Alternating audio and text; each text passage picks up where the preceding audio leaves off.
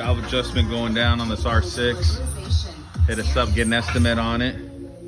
Valve adjustments on R6s you want to do usually every 18,000 miles, depending on if you have an exhaust or aftermarket headers. Give us a call, we'll give you an estimate.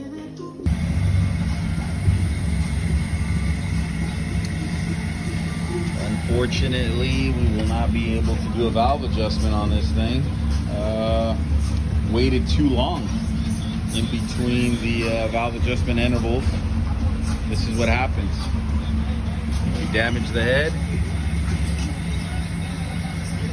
and he will need to do a head replacement. Give us a call for diagnostics or general service so you can keep from having to do major work. This is a Yamaha R6 2007.